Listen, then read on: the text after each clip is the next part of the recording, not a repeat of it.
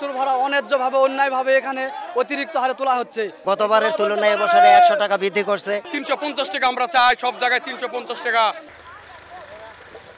আলু উৎপাদনের অন্যতম শীর্ষ জেলা উত্তরের সীমান্ত ঘেঁষা জয়পুরহাট। বিগত বছরের মতো এবারও কৃষকরা কিছুটা বাড়তি লাভের আশায় আলু সংরক্ষণ করেছেন বিভিন্ন হিমাগারে। মৌসুমের শুরুতে প্রতি বস্তা আলুর হিমাগার ভাড়া 350 টাকা নির্ধারণ করা হলেও সম্প্রতি বেশ কয়েকটি হিমাগার কর্তৃপক্ষ 430 টাকা আদায় করছেন।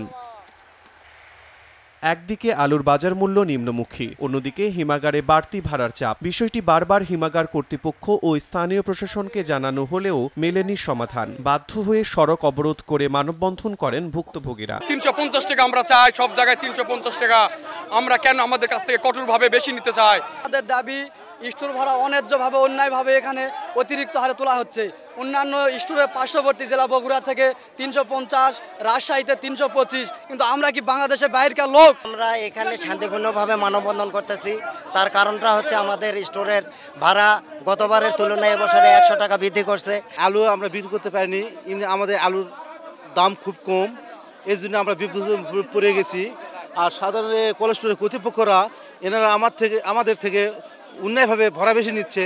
সর্বস্তরের কৃষক এবং ব্যবসায়ীদের সমন্বয়ে আজকে এই মানববন্ধন তাদের অধিকার আদায়ের, তাদের অধিকারের মূল উদ্দেশ্যই হচ্ছে স্টোরের ভাড়া বৃদ্ধি।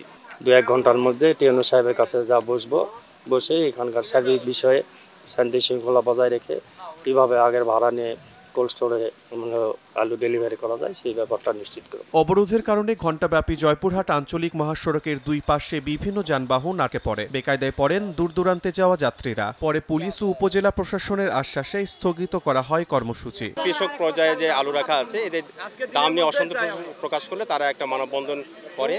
এক পর্যায়ে তারা রাস্তা বসে মানববন্ধন করলে দুই দিকে যান সৃষ্টি হয়।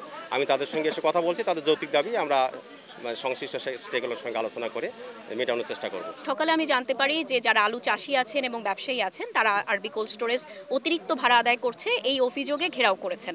তো সেই জন্যই এখানে আসা, এবং আমি আপনাদের সামনেই ফোনে কথা বলেছি। আরবি কোল্ড স্টোরেজের যিনি ম্যানেজার তিনি আপনাদের সামনেই ফোনে স্পিকারে বলেছেন যে তারা এরকম ভাড়া বাড়াবেন না। অর্থাৎ আমাদের কাছে যে তারা কথা বলেছিলেন, আমাদের সাথে যে পূর্বে কথা হয়েছিল সেই সিদ্ধান্তে থাকবেন যে তারা ভাড়া বাড়াবেন না। কোনো ইউনিয়নে বা কোনো কোল্ড স্টোরেজের ব্যাপারে কারো কোনো অভিযোগ থাকে বা এরকম বেশি ভাড়া নিচ্ছে আমাদেরকে জানাবেন। অবশ্যই আমরা এই সিদ্ধান্ত সবার জন্য একই রকম রাখবো। জয়পুরহাট জেলায় আলু সংরক্ষণের জন্য মোট 21টি হিমাগারের মধ্যে কালাই উপজেলাতেই রয়েছে 13টি হিমাগার।